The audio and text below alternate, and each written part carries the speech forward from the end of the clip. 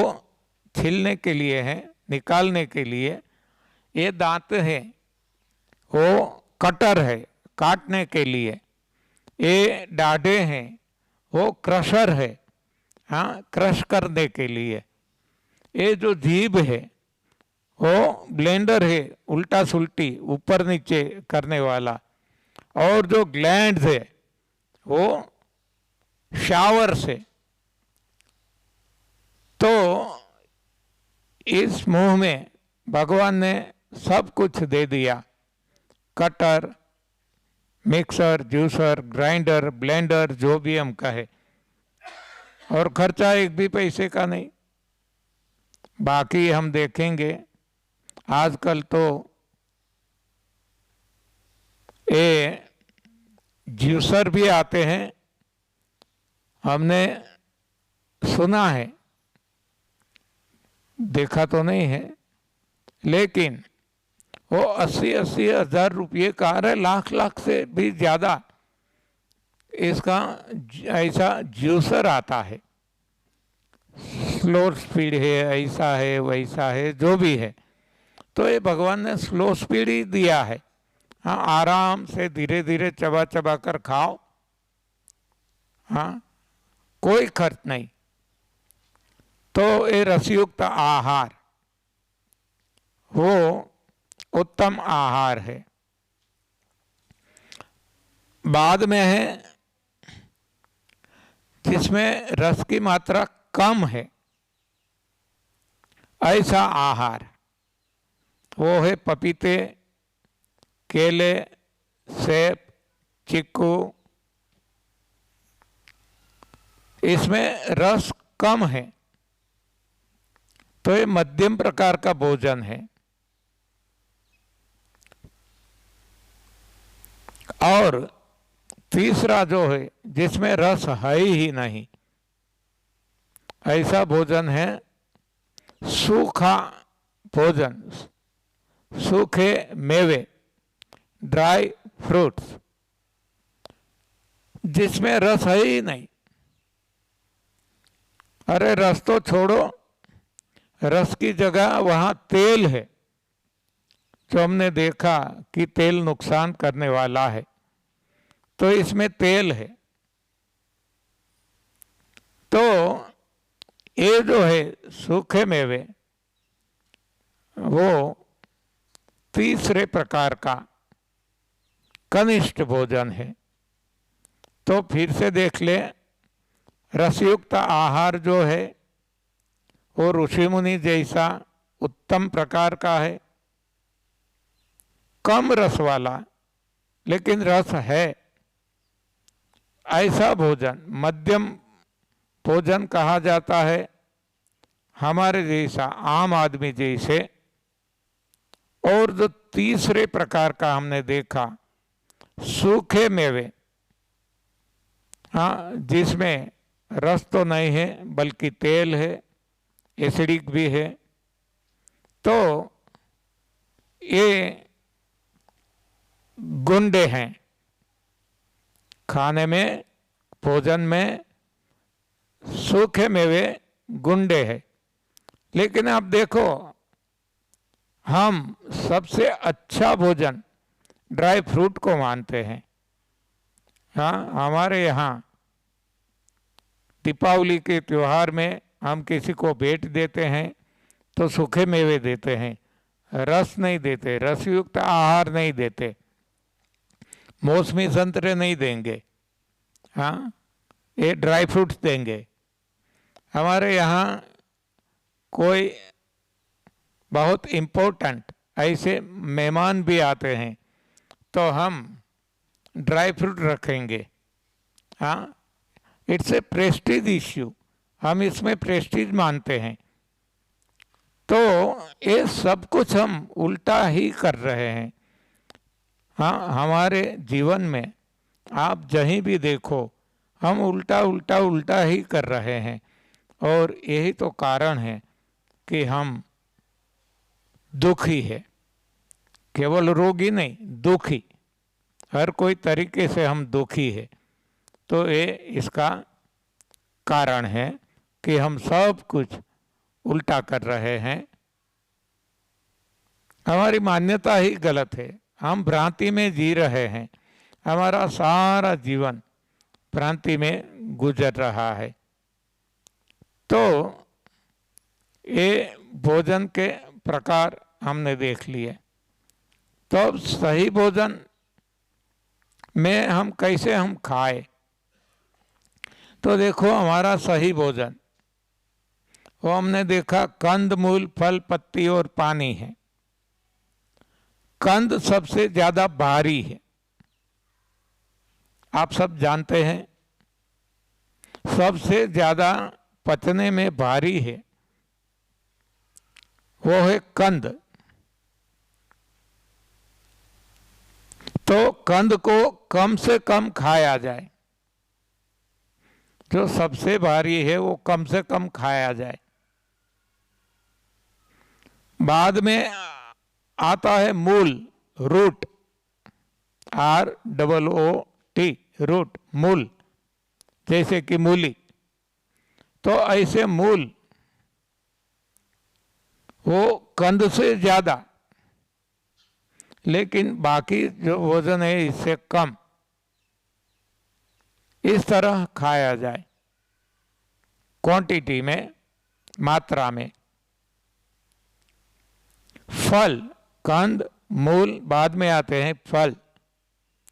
तो फल तीसरे स्थान पे है, नीचे से तीसरे स्थान पे। सबसे ज्यादा भारी कंद, बाद में मूल, बाद में फल। तो अब कंद और मूल की तुलना में फल ज्यादा लिया जाए। कंद मूल फल के बाद आते हैं पत्ती। आप देखो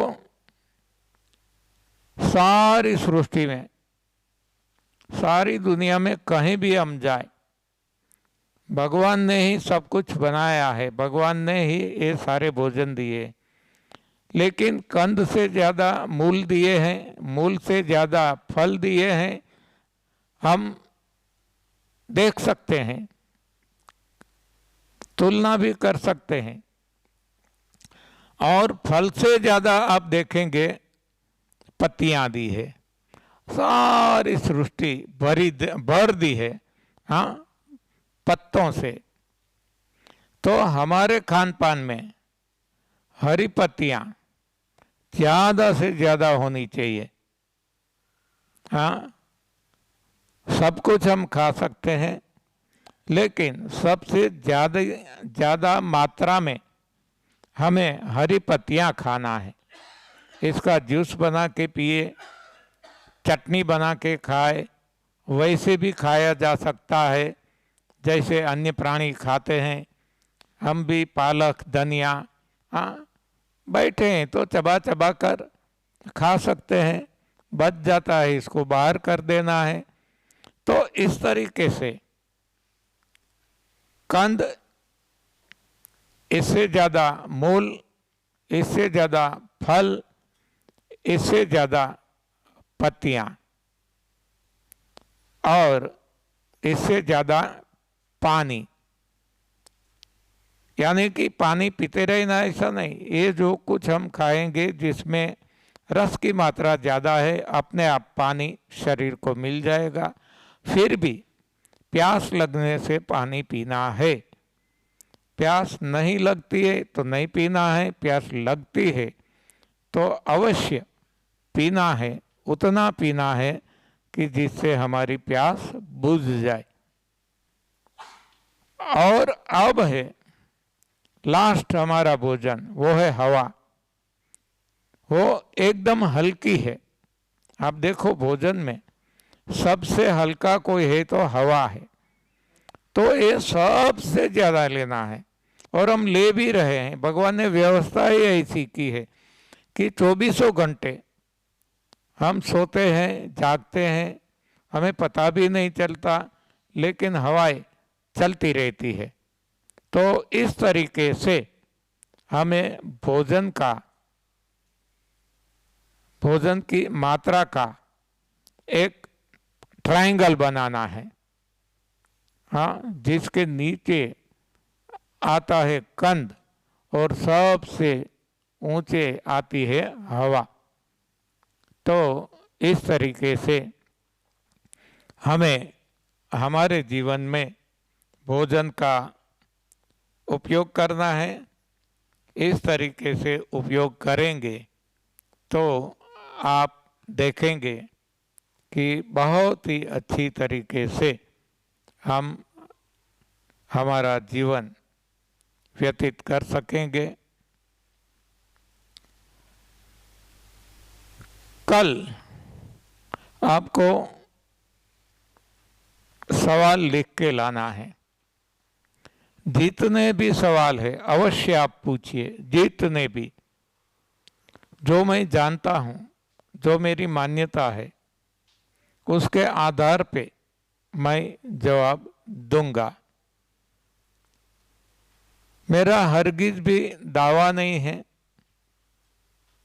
कि जो मैं कहूँगा वो ही सच है, इसके अलावा सब कुछ झूठ है, ऐसा न मैं मानता हूँ, न मेरा दावा है, न कहता हूँ।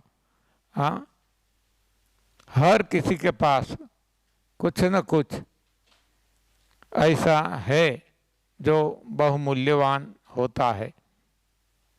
बहुरत्ना वसुंधरा। तो जहाँ से हमें जो भी अच्छा लगे वो लेना है, वो जो ठीक नहीं लगता, बुरा लगता है, इसको हटा देना है। तो एक बार फिर से रिव्यू कर लेते हैं बहुत ही कम समय में। आज तक हम जो बातें करते हैं वो शरीर के स्तर पे बातें करते हैं। हाँ, शरीर को कैसे निरोग रखा जाए, रोग है तो रोग को कैसे भगाया जाए। आगे हमारी यात्रा शरीर से इंद्रियां, इंद्रियां से मन, मन से बुद्धि, बुद्धि से चित्त, आगे आत्मा और अंत में परमात्मा तक हमें पहुंचना है। हमारी यात्रा वहां तक चलती रहेगी, लेकिन सबसे ज्यादा जोर हमें शरीर पे इसलिए देना है कि जब शरीर ही नहीं है तो कुछ भी नहीं है। हाँ, शरीर नहीं है तो ऐसा कहा जाता है, शरीर धर्मस्य खलु साधनम। अच्छा, भगवान खुद कहते हैं, अहम वैश्वानरो भूत्वा प्राणिनाम देहम आश्रित। हर कोई प्राणी के देह में भगवान कहते हैं मैं बैठा हूं। जब ये देह ही नहीं है तो भगवान कहाँ रहेंगे? प्रकृति पार प्रभु सब उर्वासी। हाँ, हमारे सभी के उर में, देह में भगवान विराजमान है। देह ही नहीं है तो भगवान कहाँ रहेंगे? इसलिए देह की सबसे ज्यादा इम्पोर्टेंस है। इसलिए देह के बारे में हम ज़्यादा से ज़्यादा बात करते रहते हैं। और देह है लेकिन रोगिष्ट है तो भी कोई अर्थ नहीं है। पहला सुख निरोगी काया, तो देह होना भी जरूरी है और देह निरोगी रहना जरूरी है, तभी हम प्रभु प्राप्ति के मार्ग पे चल सकेंगे।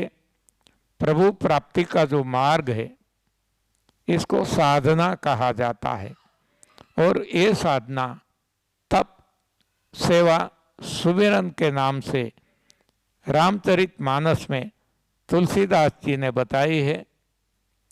तप, दान और यज्ञ के नाम से श्रीमद् भगवत गीता में ये साधना बताई गई है। रोज़ा, ज़कात और नमाज के नाम से ये साधना कुरान में बताई गई है। फास्टिंग, चैरिटी, प्रेयर, इस नाम से ये साधना बाइबिल में बताई गई है।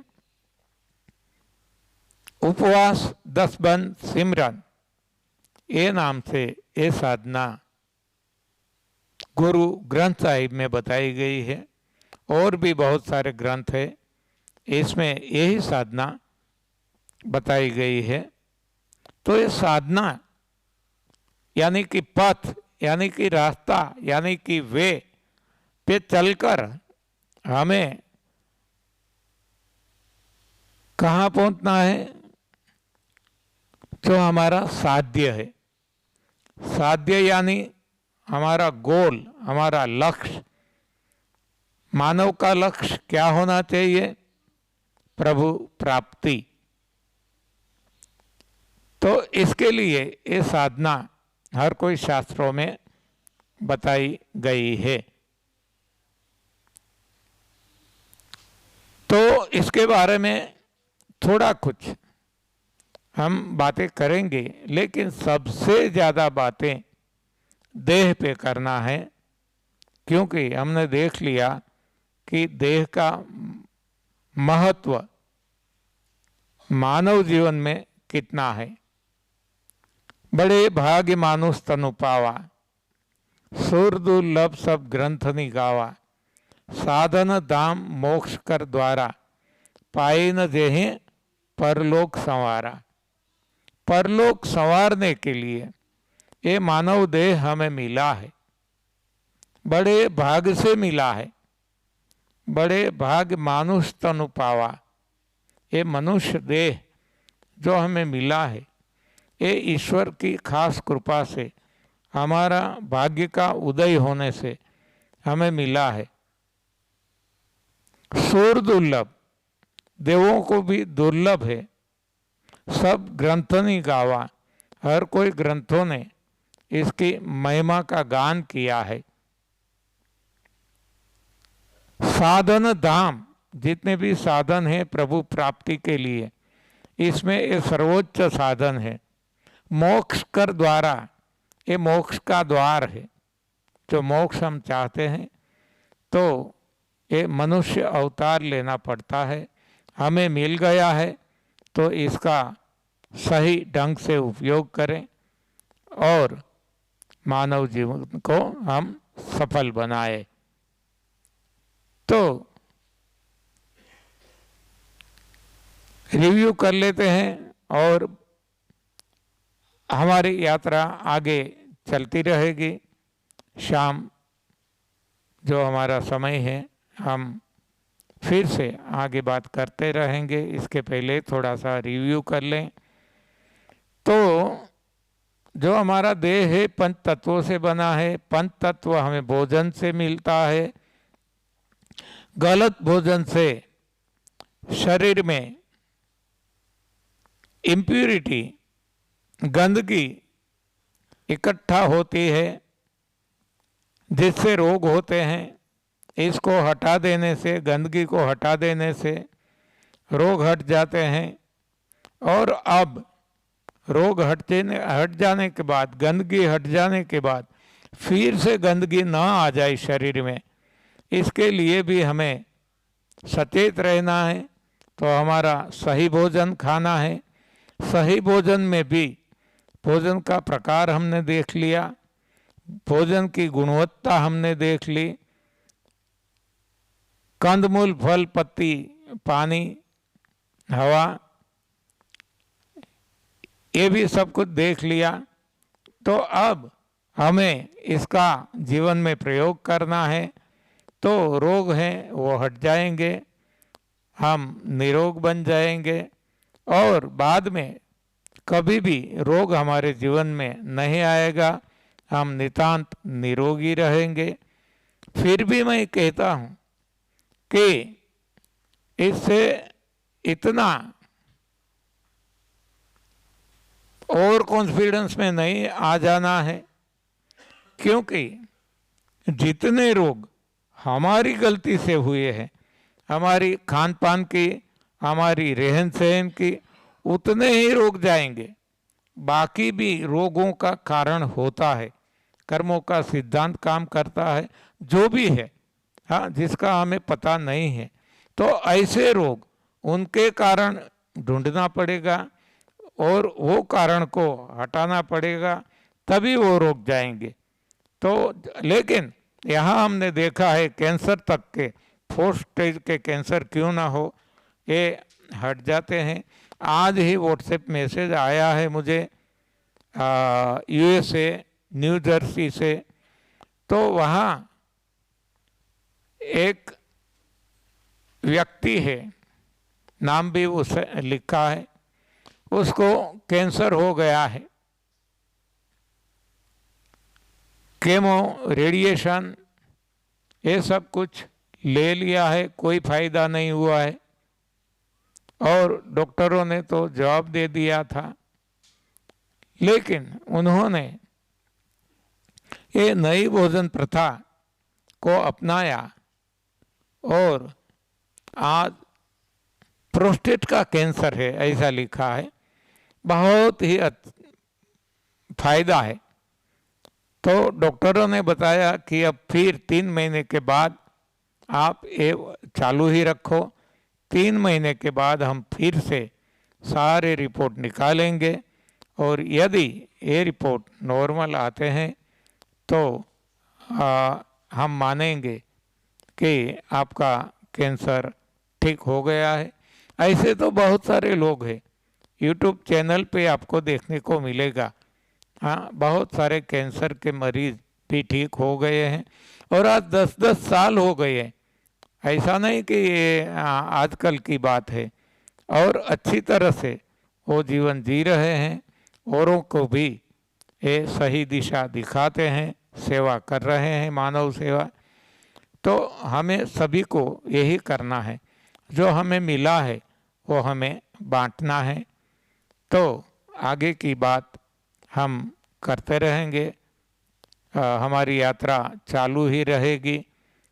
कल आप जितने भी सवाल है लिख के लाना और सुरेखा जी को दे देना, या तो उनकी कोई व्यवस्था है, यहाँ बॉक्स रखा है ड्रॉप बॉक्स, तो इसमें ड्रॉप कर देना। तो कल हम जितने भी आपके सवाल है सुबह और आफ्टरनून, परसों भी, हाँ, तो ये हमारी यात्रा चलती रहेगी। तो आज ज़रा देख लेते हैं कि कितने लोगों के डायबिटीज ठीक हो गए यहाँ आने के बाद। यहाँ आने के बाद, हाँ, जरा हाथ अद्धर करो तो पूरा करो, ऐसे नहीं, हाँ। अच्छा, कितने लोगों का बीपी ठीक हो गया? Very good, very good. कितने लोगों को जो कब्ज की शिकायत थी वो दूर हो गई? कब्ज, कॉन्स्टिपेशन, पूरा हाथ अद्धर करो, हाँ, देखो, हाँ, केवल आज तीसरा दिन है, पहला दिन तो वैसे भी मालूम नहीं था, ऐसे देखे तो दूसरा ही दिन, और दूसरा सुबह है, तो केवल एक ही दिन गया वैसे देखे तो एक दिन में भी आपको इतना परिणाम मिलता है। तो आप लगे रहो और अच्छे परिणाम लेते रहो और दुनिया को भी गाइड करते रहो। धन्यवाद, आभार, प्रणाम।